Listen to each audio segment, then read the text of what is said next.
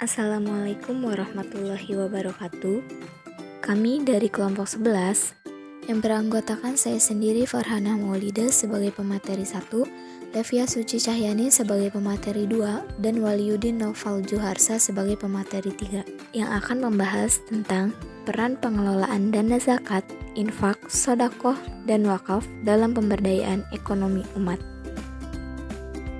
Sistem ekonomi Islam memang tidak membenarkan menumpuk kekayaan hanya pada orang-orang tertentu saja, yang notabene menjadi dasar pijakan bagi sistem ekonomi kapitalis. Kebijakan distribusi tersebut tentunya harus didukung oleh pemerintah maupun sistem birokrasi agar segala sesuatunya bisa berjalan dengan baik. Pemerintah memiliki posisi yang sangat penting dalam menciptakan kebijakan tersebut.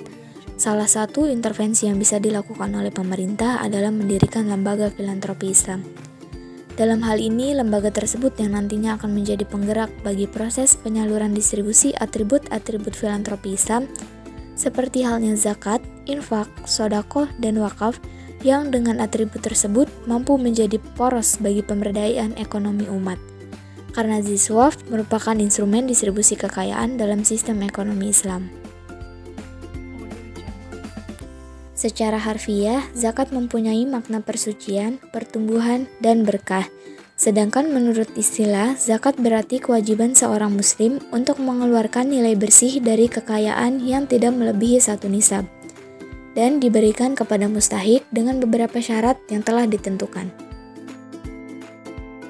Infak merupakan ibadah sosial yang sangat utama. Kata infak mengandung pengertian bahwa menafkahkan harta di jalan Allah tidak akan mengurangi harta, tetapi justru akan semakin menambah harta. Sedekah berarti mendermakan sesuatu kepada orang lain. Sedekah berasal dari kata sodako yang artinya benar. Maksudnya adalah sedekah merupakan wujud dari ketakwaan seseorang yang membenarkan pengakuannya sebagai orang yang bertakwa melalui amal perbuatan positif kepada sesamanya. Wakaf secara umum dapat diartikan sebagai sebuah pemberian yang pelaksanaannya dilakukan dengan jalan menahan pemilikan asal, lalu menjadikan manfaatnya berlaku untuk umum. Maksud dari menahan pemilikan asal adalah dengan menahan barang yang diwakafkan agar tidak diwariskan, dijual, dihibahkan, digadaikan, disewakan, dan sejenisnya. Pemberdayaan ekonomi umat. Pemberdayaan di bidang ekonomi untuk umat pada dasarnya adalah suatu upaya mengoptimalkan dan meningkatkan kemampuan orang per orang, kelompok, dan masyarakat dalam suatu lingkungan tertentu agar memiliki kemampuan untuk meningkatkan kualitas hidupnya secara mandiri, utamanya dalam masalah ekonomi. Baik, di sini saya langsung aja akan bahas mengenai ZISWAF sebagai instrumen distribusi. Yang pertama yaitu mengenai optimalisasi zakat. Dalam tinjauan historis, sejak sebelum masa kemerdekaan hingga tahun 1980, faktanya dana zakat belum mampu menciptakan kesejahteraan umat Islam di Indonesia. Hal ini disinyalir karena sampai tahun 1980-an, pengelolaan zakat belum profesional. Nah, pengelolaan zakat secara profesional itu dimulai khususnya pada awal tahun 1990 yang ditandai dengan berdirinya Yayasan Dana Sosial Al-Falah pada tahun 1987 dan Dompet Du'afa Republika pada tahun 1993 serta Bajis yang berdiri pada tahun 1994. Nah, secara real, dana zakat dapat dialokasikan untuk mengatasi dampak dari pembangunan ekonomi Indonesia, yakni berupa utang, pengangguran, dan kemiskinan. Misalnya sebagai berikut. Yang pertama, ada zakat bagi fakir miskin. Dana ini diberikan sebagai tambahan pendapatan bagi fakir miskin yang mencapai 25,14 juta jiwa orang Indonesia pada tahun 2019, tepatnya pada bulan Maret, untuk mencukupi kebutuhan hidupnya. Yang kedua ada zakat bagi amil. Nah, zakat bagi amil ini dialokasikan untuk biaya administrasi dan gaji bagi amil dalam mengembangkan zakat. Yang ketiga, zakat untuk membantu mu'alaf. Nah, kemungkinan mereka mengalami kesulitan ekonomi akibat berpindah agama. Yang keempat yaitu zakat bagi golongan rikab. Dana zakat saat ini dapat dialokasikan untuk membebaskan buruh-buruh atau pekerja dari majikan yang zolim, yang menganggap buruh sama dengan budak yang dapat diperlakukan sekehendak hatinya. Nah, selanjutnya yaitu zakat untuk golongan gharimin. Dana zakat dapat dialokasikan untuk membebaskan orang yang terlilit hutang. Yang terakhir yaitu zakat untuk golongan fisabilillah. Dana zakat dapat dialokasikan untuk membiayai peningkatan kualitas sumber daya manusia agar memiliki kualitas sehingga mampu bersaing secara global. Selanjutnya yaitu mengenai infak dan sedekah sebagai instrumen distribusi di masyarakat. Penekanan terhadap infak dan sedekah merupakan sarana yang tepat untuk membantu menciptakan masyarakat yang peduli sosial. Karena pada hakikatnya, setiap individu tidak dapat hidup sendiri, akan tetapi pasti membutuhkan bantuan orang lain. Instrumen infak dan sedekah ini sasarannya tidak hanya per individu, akan tetapi juga kelompok masyarakat yang nantinya akan berguna untuk kesejahteraan mereka. Selanjutnya itu materi wakaf sebagai instrumen distribusi individu masyarakat. Wakaf merupakan salah satu instrumen ekonomi Islam yang sangat unik dan khas.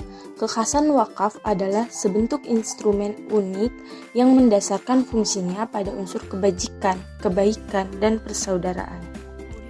Nah, salah satu pembahasan yang terkemuka adalah mengenai wakaf tunai atau wakaf uang. Implementasi dari adanya wakaf tunai ini memiliki potensi untuk pemberdayaan dan kesejahteraan ekonomi umat. Selanjutnya masuk pembahasan peran zakat, infak, sedekah, dan wakaf atau biasa kita sebut jiswaf dalam pemberdayaan ekonomi umat. Saat ini kita dihadapi dengan keadaan ketimpangan sosial, terutama di bidang ekonomi, di mana yang kaya semakin kaya dan yang miskin semakin miskin. Dalam keadaan seperti ini, seharusnya Ziswaf menjadi jalan keluar alternatif yang paling efektif untuk mendistribusikan kekayaan dari yang kaya kepada yang miskin. Dalam pembahasan kali ini, peran Ziswaf dibagi menjadi dua, antara peran zakat, infak, sedekah dengan peran wakaf. Yang pertama, peran zakat, infak, dan sedekah dalam pemberdayaan ekonomi umat. Zakat adalah pengeluaran wajib bagi setiap muslim yang mampu dan telah memenuhi syarat. Tak dapat dipungkiri bahwa zakat berfungsi sebagai sarana yang efektif untuk pemberdayaan ekonomi umat dan untuk pemerataan kekayaan.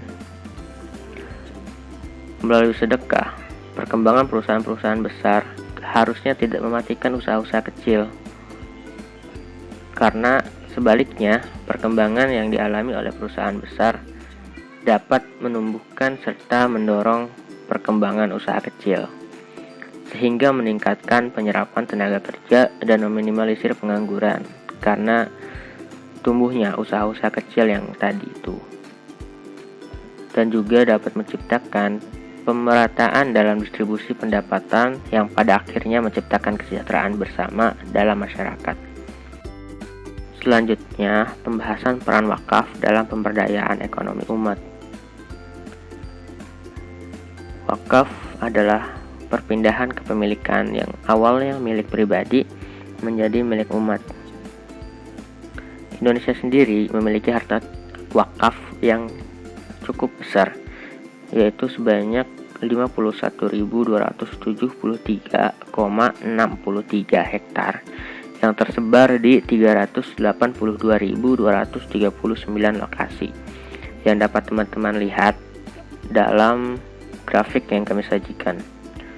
Namun sayangnya, potensi tersebut belum terkelola dengan baik sehingga belum mampu memberikan sumbangsih bagi perekonomian Indonesia.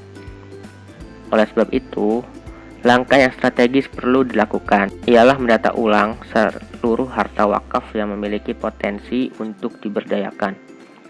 Pemberdayaan dapat dilakukan dengan melihat kebermanfaatan dan keberlangsungan harta wakaf tersebut.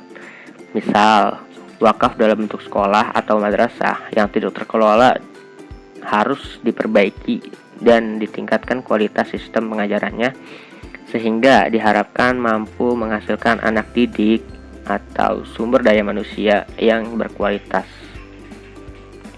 Selain mengoptimalkan dana maupun harta wakaf yang sudah ada, perlu upaya berikutnya, yaitu menstimulus umat Islam Indonesia lainnya untuk berwakaf, terutama bagi orang-orang yang memiliki kelebihan harta. Contohnya pengusaha, jutawan, miliarder, dan orang terkaya di Indonesia pun seharusnya bisa mewakafkan hartanya agar perekonomian di Indonesia ini bisa terangkat dari wakaf tersebut. Nah, kesimpulannya adalah berdasarkan sistem pengelolaan serta penyaluran dana ZISWAF yang dilaksanakan selama ini di Indonesia, telah mengalokasikan penerimaan dana ZISWAF dari para muzaki untuk dialokasikan 100%, yang nantinya akan didistribusikan kepada para mustahik dengan berbagai bentuk baik konsumtif maupun produktif yang berimbas pada peningkatan kesejahteraan ekonomi umat. Karena pada dasarnya dana ZISWAF apabila dikelola secara produktif akan mampu menjalankan fungsi yang maksimal seperti penyediaan sarana umum, pemberdayaan ekonomi umat, dan sebagainya.